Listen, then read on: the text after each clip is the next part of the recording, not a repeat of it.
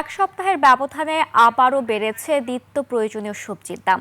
Double century অতিক্রম করেছে কাঁচামরিচ। খুলনার বাজারে প্রতি কেজি আলু বিক্রি হচ্ছে 25 টাকায়। ঝাঁঝ বেড়েছে পেঁয়াজেরও। প্রতি কেজি পেঁয়াজের দাম ছিল 7 টাকা, যা 5 টাকা বেড়ে বিক্রি হচ্ছে 65 টাকায়। এদিকে কেজিতে 2 থেকে 3 টাকা বেড়েছে চালের দামও। চিকন চাল 78 টাকা, মাঝারি 62 এবং মোটা চাল 48 টাকা কেজি দরে বিক্রি হচ্ছে। স্বস্তি নেই মাছের বাজারেও, তবে মাংসের দাম স্থিতিশীল। নিত্য প্রয়োজনীয় সবজির দাম বেড়েছে কেজিতে 10 থেকে 15 টাকা।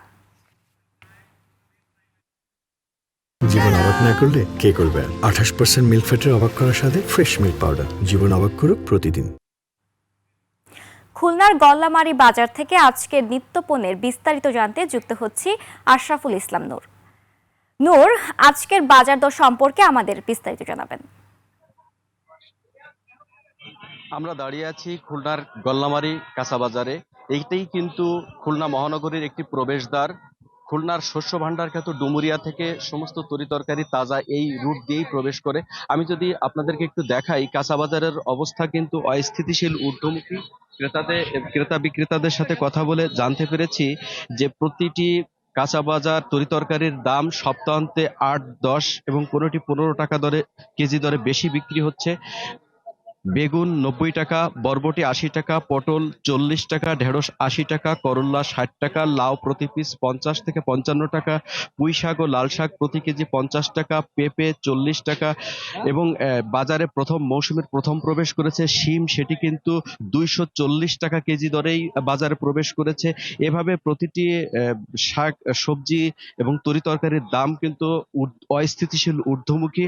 এবং সবচেয়ে বেশি যেটি ক্রেতাদের ভোগাচ্ছে সেটি হচ্ছে কাঁচামরিচ, যেটি 2 থেকে 250 টাকা কেজি দরে বিক্রি হচ্ছে। আমি যদি আপনাদেরকে একটু মাছ বাজারে দেখাতে চাই, মাছের দাম কিন্তু খুবই ঊর্ধ্বমুখী।